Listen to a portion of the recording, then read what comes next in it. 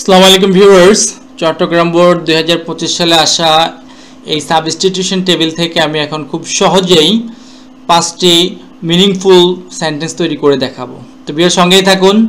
তো আমাদের এই যে টেবিলটি মূলত হচ্ছে আমাদের জাতীয় কবি কাজী নজরুল ইসলামকে নিয়ে। তো আমরা খুব সহজেই কিন্তু একটু চেষ্টা করলে আমরা খুব সহজেই কিন্তু এই সেন্টেন্স থেকে খুব 5টা সঠিক বাক্য তৈরি করতে পারবো।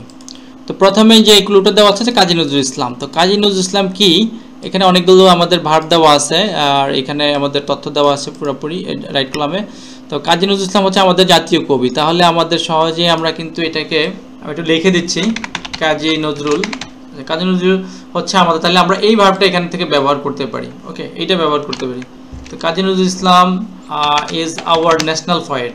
কাজী নজরুল ইসলাম হলো আমাদের জাতীয় কবি, এইটা তো সবাই সহজেই অনুমান করতে পারছি আমরা। তারপরে তার জন্য আমরা যে কাজী নজরুল ইসলামের পরিবর্তে আমরা অবশ্যই তার প্রনাউন হচ্ছে হি, এটা ব্যবহার করব। তারপরে হচ্ছে যে কাজী নজরুল ইসলাম তিনি কি, হি is known as rebel poet. Rebel poet মানে হচ্ছে বিদ্রোহী কবি, তিনি কিন্তু বিদ্রোহী কবি হিসেবে পরিচিত। তাহলে এটা হচ্ছে কি, কাজী নজরুল ইসলাম ইজ, তাহলে এখানে হবে হি ইজ নোন। আমাদের এই যে এখানে ভার্বটা আছে আমরা এই এতটুকুকে নিয়ে নিলেই পারি এখান থেকে। Okay, he is known as a rebel poet.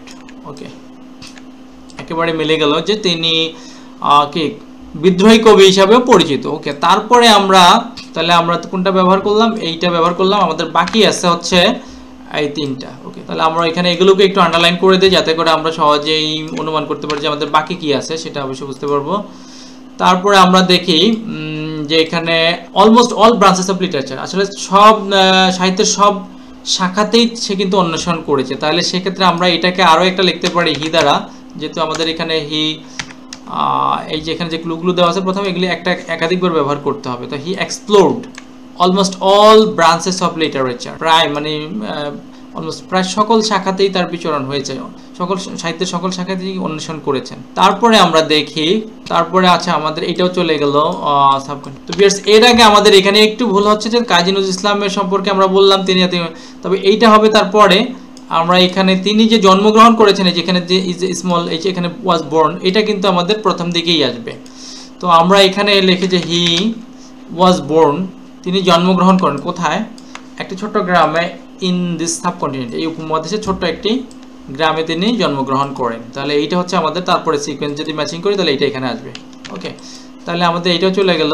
তারপরে আমরা দেখি যে আরেকটা অপশন আছে আমাদের এখানে, যেমন এক্সপ্লোর চলে গেল, আমাদের ওয়াজ বর্ন শেষ হয়ে গেল, এখানে ইন্সপায়ার্ড বাকি আছে।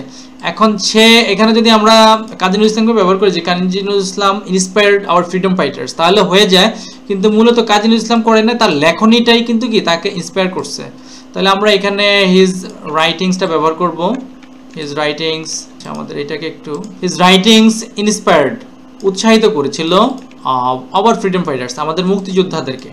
ওকে, তাহলে আমাদের কিন্তু একেবারে যথাযথ 5টা সেন্টেন্স কিন্তু হয়ে গেল যে কাজী নজরুল ইসলাম আমাদের জাতীয় কবি, তিনি জাতীয় কবি, বিদ্রোহী কবি হিসেবে পরিচিত, এই উপমহাদেশের ছোট্ট একটি গ্রামে তিনি জন্মগ্রহণ করেন, তিনি explore almost all branches of literature, মানে প্রায় সাহিত্যে যতগুলি শাখা আছে সবগুলি শাখা তিনি অনুসরণ করেছেন বা বিচরণ করেছেন।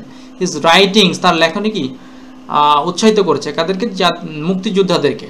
ওকে, তার মানে হচ্ছে তিনি মুক্তিযুদ্ধের সময় একটা ভূমিকা রাখছেন লেখনীর মাধ্যমে। তো ভিউয়ার্স, আশা করি আপনারা বুঝতে পেরেছেন। অবশ্যই ভালো লাগলে সাবস্ক্রাইব করবেন এবং শেয়ার করবেন।